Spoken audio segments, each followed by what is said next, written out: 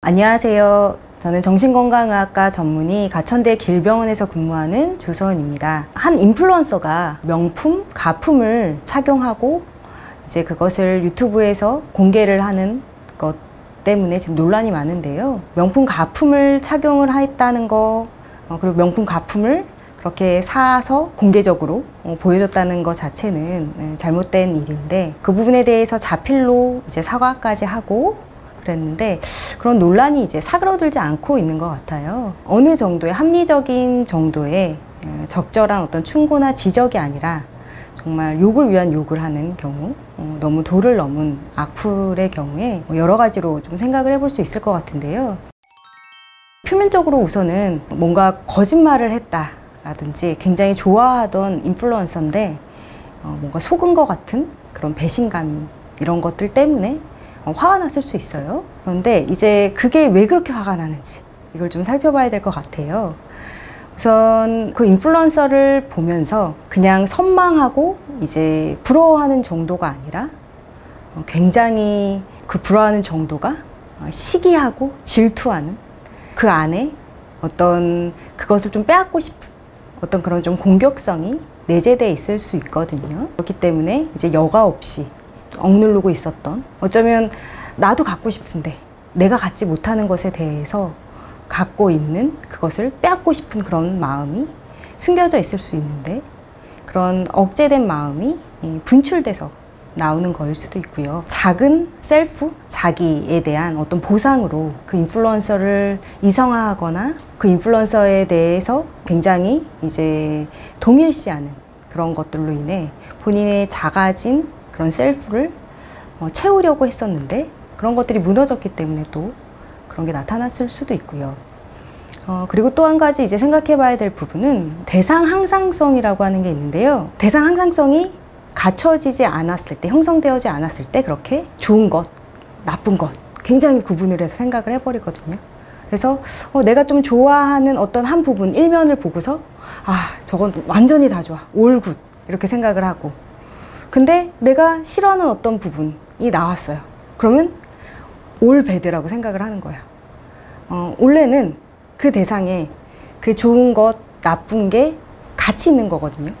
그래서 그 대상이 통합돼서 볼 수가 있어야 되는데, 그것을 좋은 것, 나쁜 것으로 극단적으로 나눠서 이제 생각을 해버리는 그런 경향 때문에 굉장히 동경하다가도 뭔가 본인의 마음에 안 드는 나쁜 점이라고 생각을 했을 때 올 배드라고 이제 생각을 할 수가 있는 거죠. 굉장히 이제 극단적으로 그 인플루언서를 미워하는 마음이 너무너무 크다면, 근데 그렇다면 이제 한번 생각은 해봐야 돼요. 혹시 내 안에 내재되어 있던 어떤 그런 공격성, 분노, 이런 것들이 그런 식으로 이제 표출이 된 건 아닌지 생각을 해봐야 될 것 같아요. 뭐 그렇다고 해서 부정적인 마음이 든 거, 그거 너무 잘못된 거다, 그건 아니거든요. 어느 누구나 마음속에 공격적이거나 화가 나거나 그런 부정적인 마음이 굉장히 자연스럽게 있을 수가 있어요. 근데 단지 그것을 바라보고 직면하고 들여다보고 성숙하게 이제 표현하고 드러낼 수 있는 그런 방법을 연구하는 게 중요한 부분일 것 같고요. 너무 도를 넘은 악플, 정말 비난을 위한 비난은 합리화될 수가 없겠죠. 익명성에 숨지 않고 성숙되게 다른 타인을 또 인정해주고 본인 안에서 그 미운 감정을 또 성숙하게 잘 표현하고 받아들이는 것이 중요할 것 같습니다.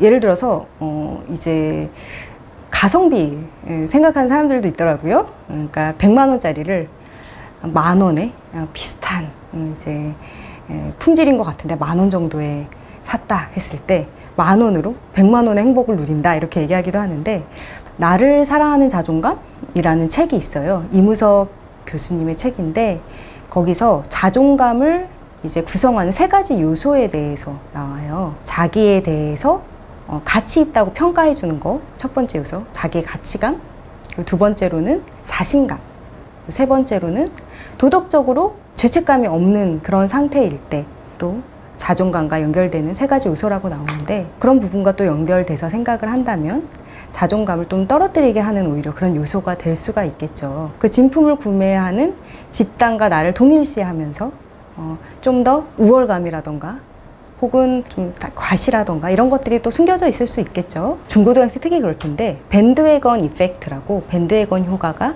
군중을 쫓아하는 심리거든요.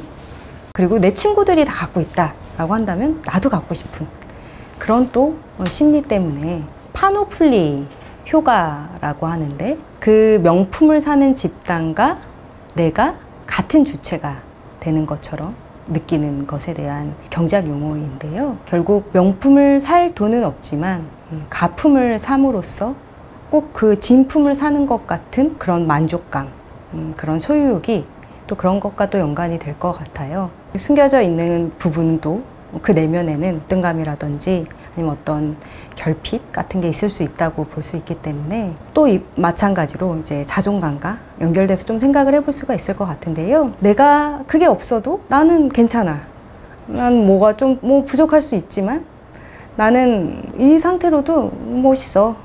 이 정도로 충분해. 이제 이렇게 생각할 수 있는 자기 가치에 대해서 그렇게 평가해 줄 수 있는 것. 근데 외부에서 나의 가치를 채워줄 어떤 것을 가지고 오려고 하기보다 나의 내면에서 채워져야 되는데 그게 나의 내부에서 찾아지지 않고 채워지지 않으니까 외부에서 좀 더 찾게 되는 걸 수 있거든요. 그냥 쉽게 뭐 보이니까 그냥 모르고 샀어 이런 분들 물론 계시는 것 같아요. 가품 구매하는 것이 또 어떤 의미일지 그런 부분들에 대해서 생각을 해보면서 내 마음에 그게 없어도 이제 상관이 없다라는 이제 내 마음이 괜찮다라는 그런 부분들에 대해서 또 생각을 하면서 또 자존감을 더 키워나가는 그런 계기가 됐으면 좋을 것 같습니다.